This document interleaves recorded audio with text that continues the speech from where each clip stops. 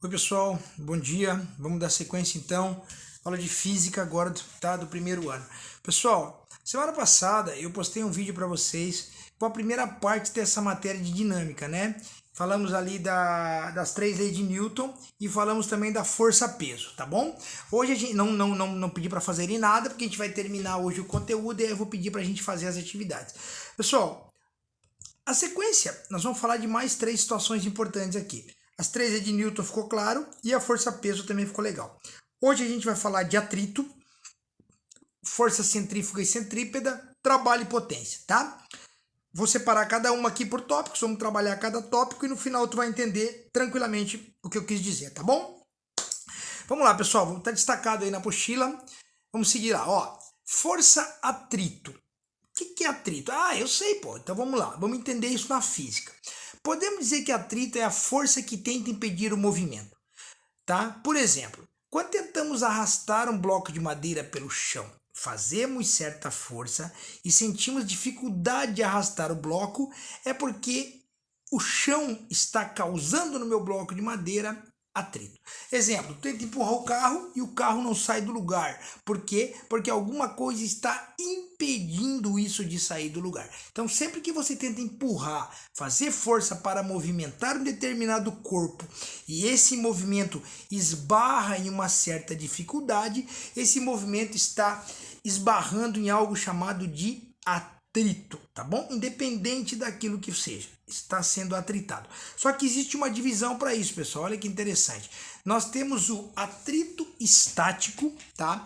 É a força de atrito que a superfície produz quando o corpo está em repouso, ou seja, quando você tem dificuldade de iniciar o movimento de alguma coisa. Pode ser empurrando um carro, pode ser empurrando uma cadeira, pode ser empurrando, vou empurrar uma mesa em um chão irregular. Esse chão vai atritar a perna da mesa, impedindo com que eu inicie o movimento. Ou seja, a mesa está em repouso, eu vou empurrá-la para tirar ela daquela situação de repouso, mas vou encontrar dificuldade no atrito provocado pelo chão. Esse é o atrito estático. Já o atrito dinâmico é a força que uma superfície determinada aplica sobre um corpo em movimento, ou seja, um carro, quando eu freio, ele consegue parar porque o atrito que o freio provoca no pneu em relação ao chão provoca com que a frenagem aconteça, tá? Então o atrito dinâmico para um corpo em movimento. O atrito estático dificulta o início de um movimento. Simples, rápido e fácil, pessoal. Atrito, então, é a dificuldade que eu encontro para iniciar o movimento de um corpo ou para cessar o movimento de um corpo. Fechou? Fácil. Olha que interessante, pessoal. A força do atrito estático, ela é sempre maior que do atrito dinâmico. Olha aqui, porque é mais fácil empurrar algo que está em movimento do que algo que está em repouso, tá? Então, assim, para poder fazer o atrito estático, ou seja, tirar algo do repouso sendo atritado, eu preciso de muito mais força. Já o atrito dinâmico necessita de menos força para acontecer. Só um detalhe para finalizar essa parte aí, tá bom? Vamos lá, vamos seguir. A próxima aqui é as forças de um movimento circular. Cara, olha que legal isso aqui, cara. Ó, eu vou até destacar mais alguma coisa aqui. Cadê? Deixa eu pegar meu pincel aqui. Olha aqui, pessoal. Você já notou que quando... Ó, deixa eu destacar aqui. Cadê aqui? Pô, eu não tô conseguindo destacar aqui. Bom, enfim, vamos lá. Aqui, pessoal, ó. Você já notou que quando um ônibus ou um carro faz uma curva bruscamente, os passageiros são jogados para o lado do veículo. Já aconteceu comigo, com você, com todo mundo, tá? Para fora da curva. Isso é inércia. Primeira lei de Newton, né? Isso acontece por isso. Pois o corpo sempre vai permanecer contrário ao movimento ocorrido. Ok. Só que essa força, pessoal, com que fez com que a gente fosse jogado para o lado, a gente chama de força centrífuga. Não consegui entender. Quer ver, pessoal? Olha que interessante. olha que interessante como é que funciona essa força. Todo mundo tem máquina de lavar em casa, praticamente todo mundo. Quando a sua máquina de lavar vai centrifugar uma roupa, olha o que acontece.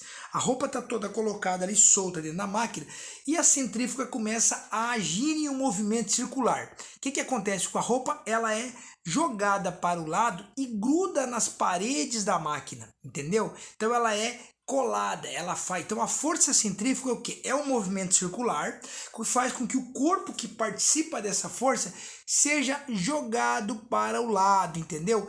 Isso a gente chama de força centrífuga. Por isso que o nome do dispositivo que faz esse movimento de torcer a roupa é centrífuga, exatamente pelo movimento dessa força, tá? Então a força centrífuga é o que, pessoal?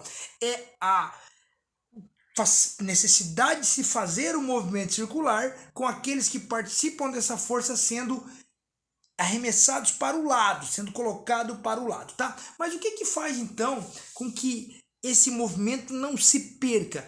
Outra força, pessoal, vai agir juntamente com a força centrífuga para que esse movimento rotatório não se perca. Talvez a máquina agora não seja um bom exemplo porque ela é todo um mecanismo de formação.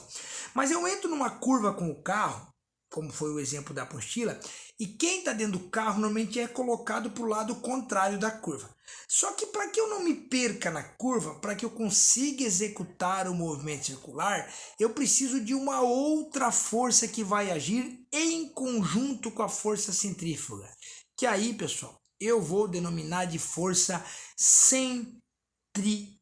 Ou seja, a força centrífuga joga para fora. A força centrípeta joga para dentro. E a união dessas forças faz que o movimento circular acabe se completando, tá, pessoal? Então olha que interessante, as duas agem juntas. Então entrei lá numa rotatória com o meu carro, fiz a curva, a tendência é que a força centrífuga empurre o meu carro para o lado contrário, ok? Só que ao mesmo tempo que eu continuo o movimento, uma força centrípeta age naquela curva, trazendo novamente o meu carro para dentro, fazendo com que eu conclua o movimento. Claro que se a aceleração for muito forte, a força centrífuga vai acabar superando e eu vou capotar o meu carro. Mas em um determinado movimento constante de aceleração, as duas forças vão agir juntas e eu vou conseguir completar a minha curva. Tranquilo? Fácil, né, pessoal? Força centrífuga para fora, força centrípeta para dentro. As duas sempre trabalhando junto no movimento rotatório. Fechou? Ótimo. Pessoal, vamos lá. Olha que legal isso aqui, ó. Trabalho, né? Tem gente aí que quando escuta esse nome aí já fica um pouco arrepiado, né? Trabalho. Mas olha que interessante, pessoal. O que é trabalho em física? Olha que teoria bonita isso aqui, pessoal. É a grandeza obtida do produto da força pelo deslocamento produzido por essa força. Só existe trabalho quando a força consegue movimentar um objeto. Por exemplo, se algumas pessoas empurrarem o carro, quase se matarem de empurrar, usarem toda a sua força ali, e o carro não se movimentar, para a física, essas pessoas não realizaram um trabalho. Entenderam? Trabalho só é considerado trabalho em física quando a força exercida sobre determinado objeto faz com que ele se movimente. Caso isso não aconteça, o trabalho não é realizado. Fácil, né, pessoal? Simples também. Olha que interessante. E para isso, a gente tem um cálculo para fazer. Olha que legal. W, pessoal, é a denominação em física que nós usamos para trabalho. Então, sempre que aparecer para mim W, eu quero saber qual o valor desse trabalho, tá? F é força, ok?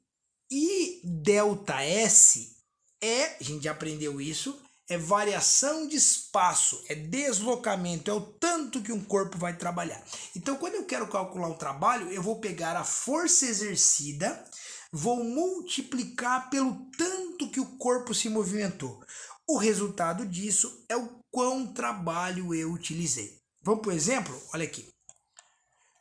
Um corpo é deslocado por 4 metros. Ó, ΔS, variação de espaço, ele andou 4 metros. Foi utilizado nessa movimentação uma força de 100 newtons, ok? Constantes, sempre a mesma força, apliquei, empurrei sempre com a mesma força, para que houvesse o deslocamento. Qual foi o trabalho realizado em joules, né? Quero saber em joules. Então eu vou pegar aqui, ó, W, né? Igual a F, a força utilizada, multiplicado pelo tanto que andou. Ou seja, usei 100 newtons de força, desloquei 4 metros. 100 vezes 4, 400 joules. Ou seja, eu utilizei 400 joules de trabalho para deslocar esse objeto por 4 metros, utilizando uma força de 100 newtons. Não tem erro, pessoal, simples e rápido. É só conseguir substituir na fórmula os valores que aparecem no enunciado da questão. Falou? Vamos lá. E para fechar, vamos falar de potência. Olha aí, cara, olha que legal. Presta atenção nisso aqui, pessoal. Para sabermos a capacidade da realização de um trabalho em um determinado intervalo de tempo, eu utilizo o conceito de potência. Mas o que é potência, cara? Em física, a potência é a rapidez com a qual certa quantidade de energia é transformada em trabalho. Ainda não entendi. Vamos por exemplo? Olha aqui, pessoal. Muito legal esse exemplo, ó.